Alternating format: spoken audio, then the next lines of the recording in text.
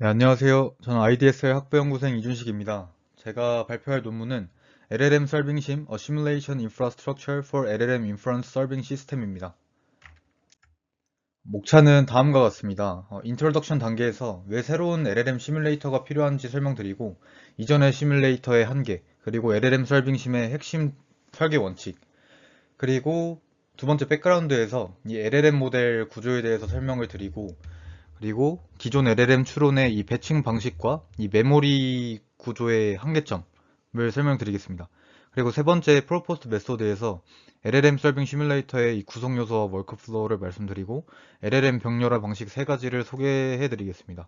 그리고 KV 캐시를 고려한 이 메모리 모델링에 대해서 설명드리고 컴파일과 시뮬레이션 시간 최적화에 대해서 설명드리겠습니다. 그리고 실험 결과와 결론을 말씀드림으로써 발표를 마무리하겠습니다. 인트로덕션 단계입니다. 요즘 LLM 설빙 시스템 수요가 증가하면서 LLM을 실제 응용 시스템에 적용하려는 시도가 급증하고 있습니다. LLM 모델 자체가 크다 보니까 자체 인프라 비용이 너무 커서 이 챗GPT 같은 클라우드 서빙 시스템을 많이 사용하고 있습니다. 하지만 이것조차도 이 LLM 모델 크기로 인한 방대한 연산량과 이 커다란 메모리 대용폭과 용량을 가지고 있기 때문에 고성능 NPU와 HBM과 같은 대용량 메모리 기반의 고성능 하드웨어가 필요한 시점입니다. 지금 연구 상태는 하드웨어는 이 NPU 가속기 설계에만 초점을 맞추고 소프트웨어는 이 GPU 기반 서빙 시스템 개발에만 초점을 맞추고 있습니다. 최근에는 이 두 개를 결합을 해서 이 엔드투엔드 설계가 등장을 했는데 근데 이것조차 시뮬레이션할 인프라가 부족해서 이 하드웨어, 소프트웨어 코디자인 설계 탐색이 불가능한 시점입니다. 그리고 기존 시뮬레이터, 아스트라 시뮬레이터의 한계에 대해서 말씀드리겠습니다. 이 아스트라 시뮬레이터의 한계는 총 두 가지인데, 이 시뮬레이터가 처음부터 이 학습용 시스템을 초점으로 맞춰서 설계가 되어 있기 때문에 이 수백만 번의 동일 연산만 가정을 합니다. 하지만 이 LLM은 토큰마다 입력이 달라지고 이터레이션마다 결과가 달라지기 때문에 매 이터레이션 시 이 별도 시뮬레이션이 필요합니다. 그리고 두 번째로는 KV 캐시 관리를 위한 환경이 없다는 것입니다. 아스트라 시뮬레이터는 이 정적인 메모리 요구만 가정을 하는데 이 LLM은 실행 중 KV 캐시가 점진적으로 증가를 해서 이 동적 메모리 모델링이 필수적인 상황입니다. 다음으로 LLM 설빙 시뮬레이터의 이 핵심 설계 원칙에 대해서 말씀드리겠습니다. 총 세 가지인데 첫 번째는 이터레이션 레벨 하드웨어 시스템 시뮬레이션입니다. LLM은 한 토큰마다 연산 흐름이 바뀌는 특성이 있는데 따라서 매 이터레이션마다 프롬프트를 받아서 개별 시뮬레이션을 수행하는 과정이 필요합니다.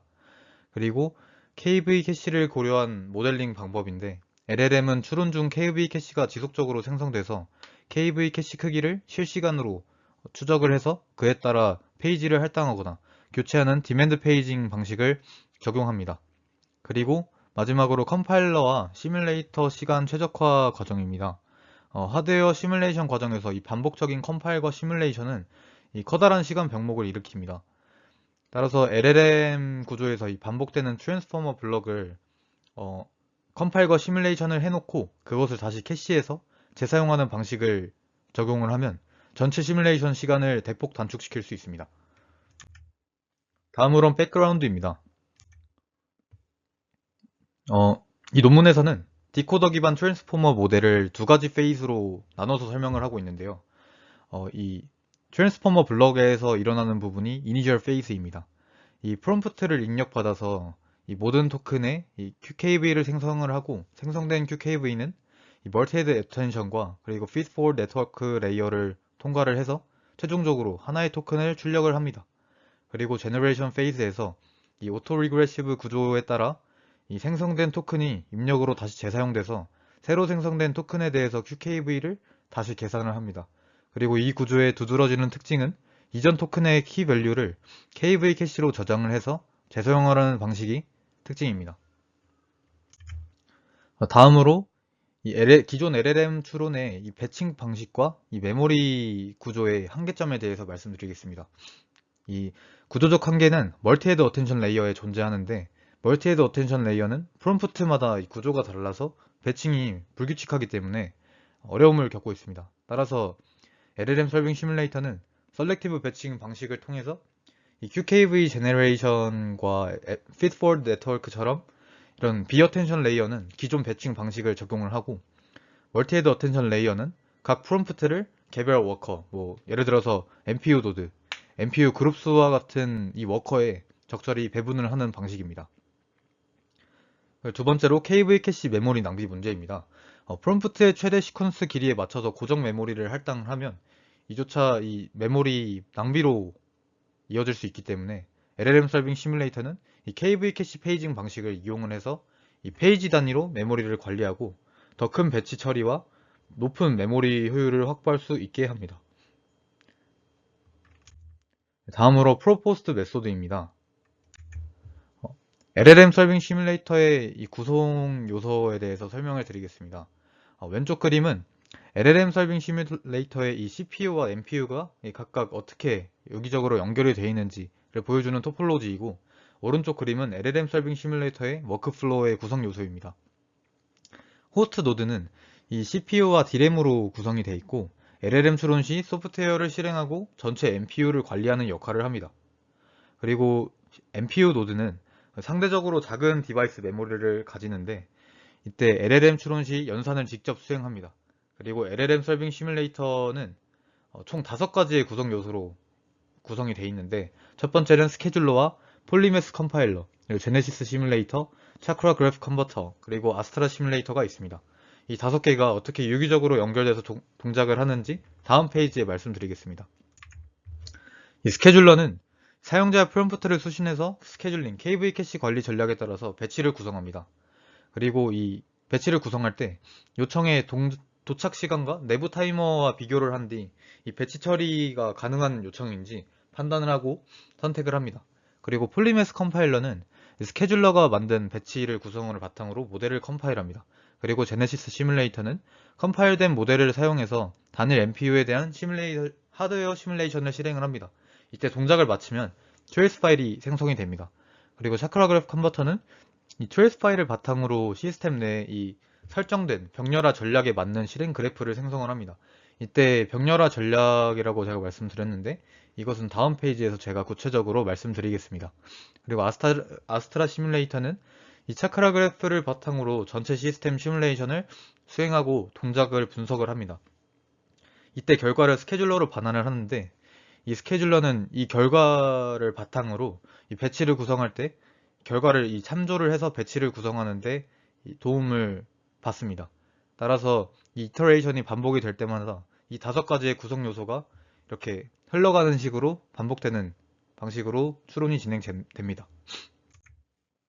그리고 LLM 병렬화 전략입니다. LLM 추론은 연산량이 방대하기 때문에 병렬화 전략을 통해서 처리 성능을 향상시킬 수 있습니다.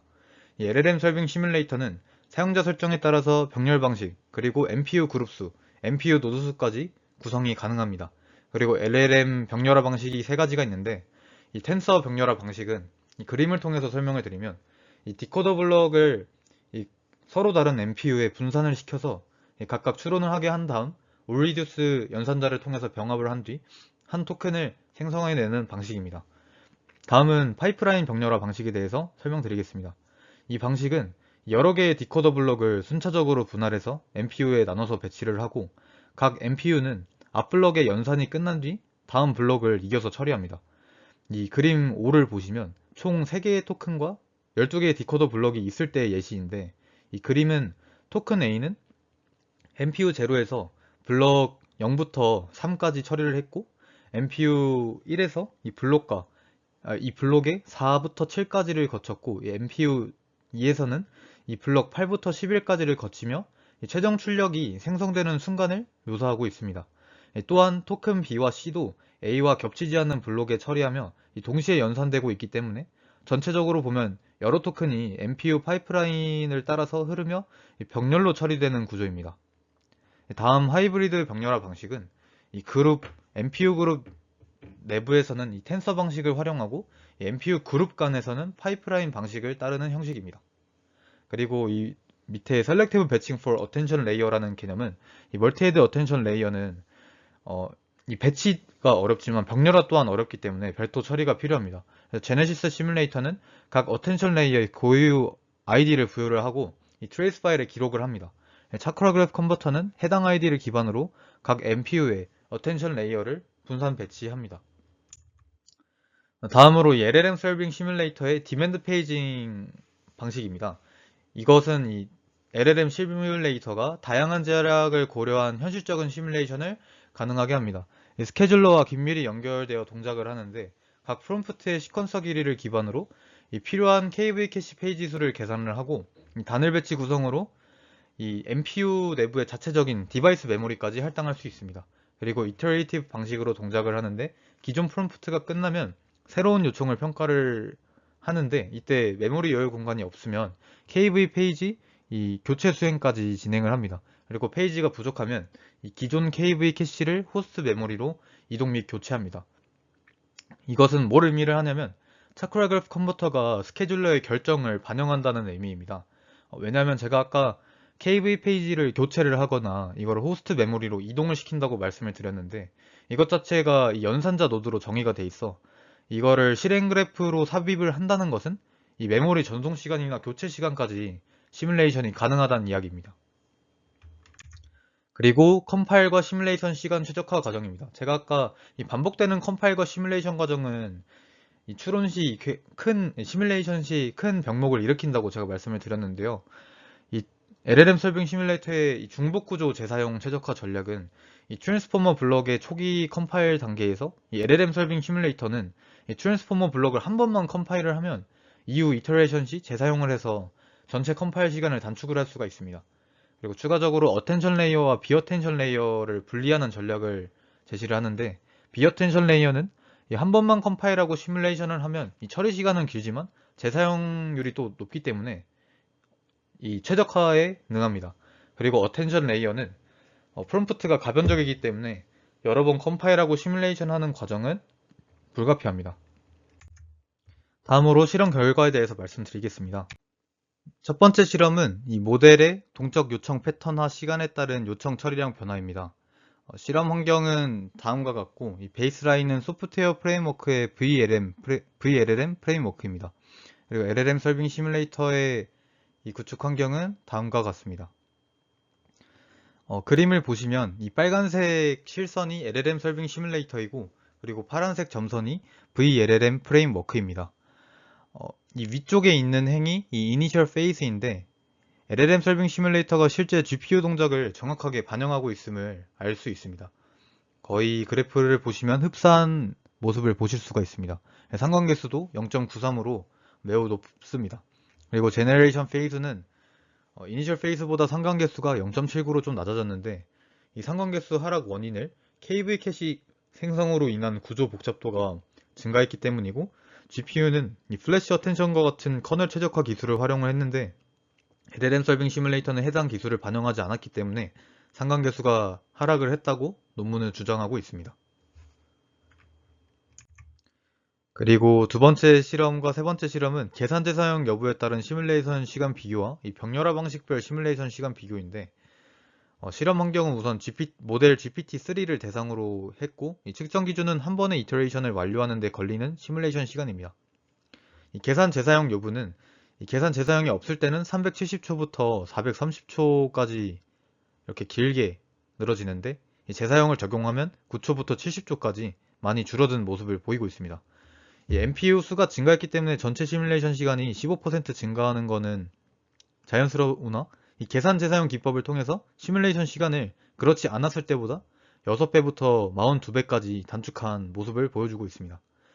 그리고 세 번째 실험으로 병렬화 방식별 차이인데 이 파이프라인 병렬화의 특징이 파이프라인 구조 특성상 이 처리 지연 시간이 많아서 이 시뮬레이션 주기가 증가한 모습입니다. 이 각 파이프라인 단계를 별도로 가정하기 때문에 오버헤드가 발생했기 때문입니다. 다음으로 결론 말씀드리고 발표 마무리하겠습니다. 기존 LLM 추론 시스템에는 실제 시스템을 반영한 시뮬레이터가 존재하지 않았는데요. 이 하드웨어 및 시스템 아키텍처 연구에 제한 요소로 작용을 하게 되었습니다. 그래서 LLM 설빙 시뮬레이터는 LLM 추론의 고유 특성을 반영을 하고 KV 캐시를 고려한 메모리 관리 기법까지 적용을 했으며 계산재 사용 기법을 통해서 전체 시뮬레이션 시간까지 낮췄습니다. 그래서 이 효과로는 이 리얼트 심갭, 현실 시간과 시뮬레이션과의 시간 차이를 매우 줄였고, 궁극적으로 LLM 시스템 연구를 위한 효과적인 시뮬레이션 도구로 활용이 가능하다는 것을 입증을 하였습니다. 제 발표는 여기까지입니다. 지금까지 들어주셔서 감사합니다.